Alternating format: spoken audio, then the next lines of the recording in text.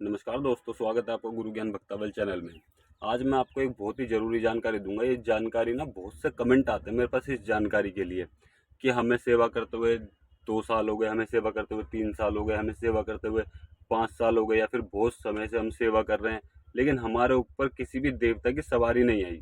देवी देवता से कार्य करते वो कार्य हो जाते हैं लेकिन सवारी नहीं आती, सवारी बात नहीं करती।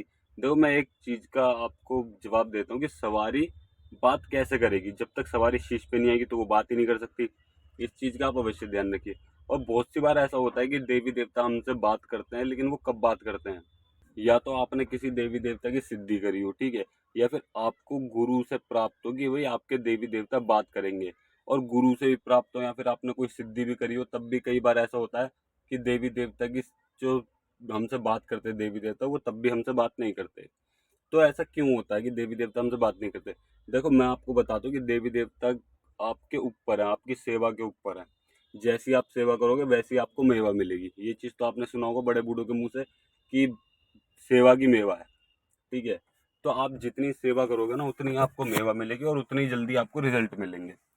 आपको सेवा करते हुए बहुत समय हो गए तो देवी देवता आपके कार्य कर रहे हैं ना, तो इतना भी बहुत होता है, ठीक है। आपसे बात नहीं कर रहे, बात करने के लिए एक अलग विधि विधान होता है, लेकिन उसका कोई प्रमाण नहीं दे सकता, कोई भी गुरु प्रमाण नहीं दे सकता कि आपके देवी देवता आपसे इतने दिन में बात करने लग जाएंगे।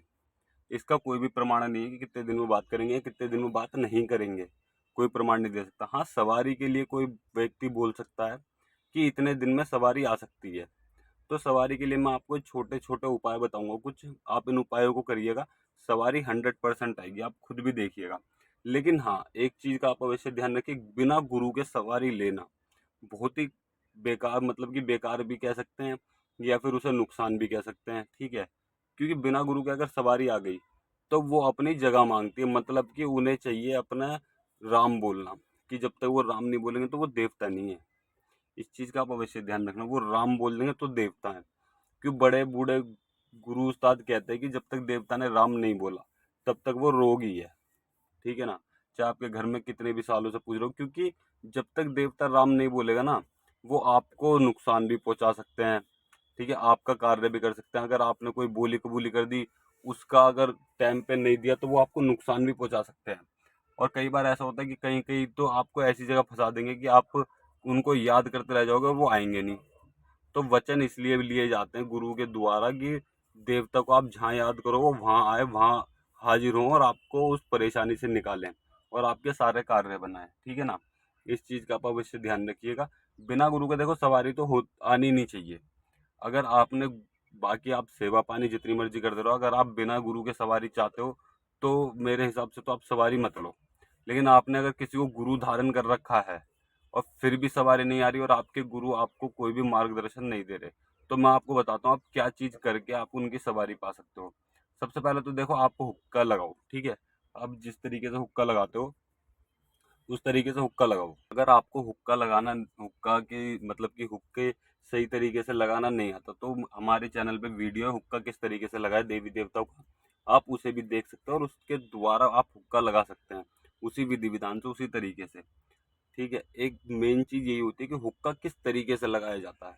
हुक्का आपने ताजी करा, चिलम रखी, चिलम भर के, और हुक्का दे दिया देवता को, बस।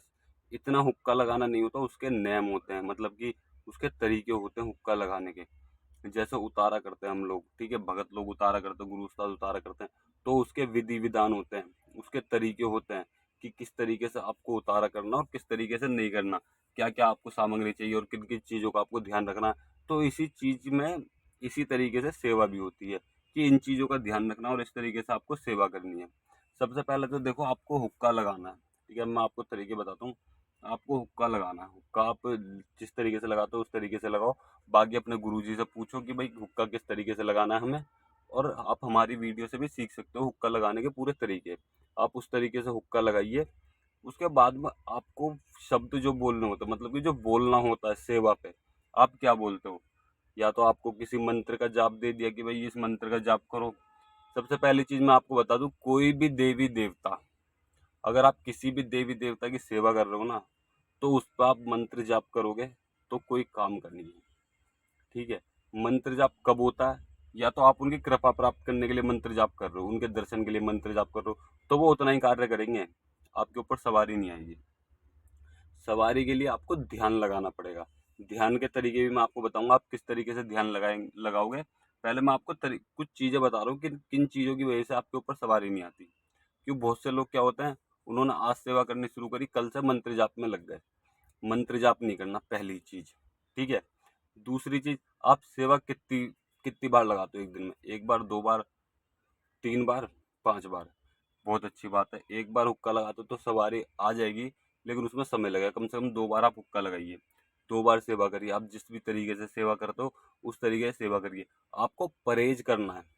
सबसे पहली चीज, आपको परहेज करना है। अगर आप परहेज तोड़ोगे तो सवारी आती आती भी रुक जाएगी। इस चीज का भी आपको ध्यान रखना है।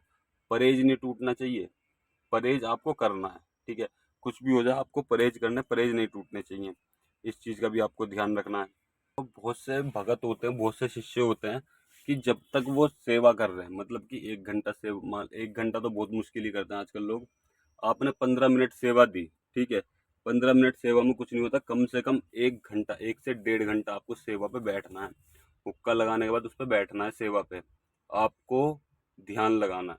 ध्यान लगाते वक्त कुछ चीजें होती है, वो मैं आपको बताऊंगा कि किस तरीके से बोला जाता है, ताकि आपके ऊपर सेवा सवारी आए देवी देवताओं की।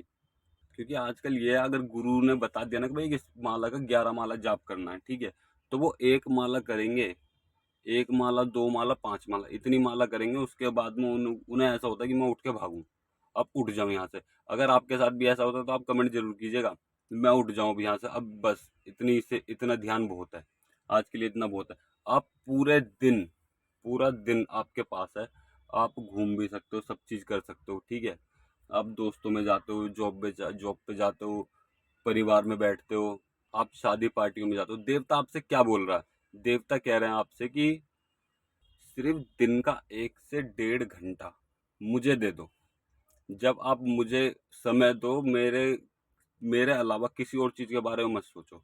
मतलब कि आपको पैसे की दिक्कत है, आपको काम की दिक्कत है, आपको कोई भी परेशानी है, ठीक है ना, आप ये सब चीज सोचते हो कि भाई मेरा पैसे की दिक्कत है या फिर कोई परेशानी चल रही है, आप इन सब चीजों के बारे में सोचते हो। सेवा पे बैठ गए आप, तब भी ये चीज सोच रहे हो कि मेरे पास पैसे नहीं आ रहे, यहाँ पे कर्जा है, इसको पैसे देने हैं, घर का खर्चा कैसे चलेगा, जॉब नहीं लग रही, बिजनेस नहीं चल रहा।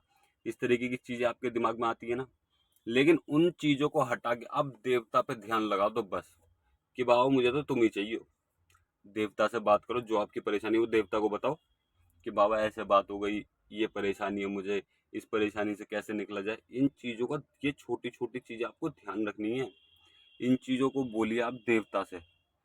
देवता आपकी सुनेगा, देवता अपनी आप को सुनाएगा। ठीक है ना। जो भी उसके मन में होगी वो आपसे बोलेगा जरूर, चाहे आज नहीं, 1 हफ्ते बाद, 2 हफ्ते बाद, 3 हफ्ते बाद, देवता अपनी जरूर बताएंगे। लेकिन आपको करना क्या है, बस उस समय पे आपको देवता के अलावा किसी और चीज के बारे में नहीं सोचना। देवता आपको हर चीज का रास्ता दिखाएंगे, हर कार्य करेंगे।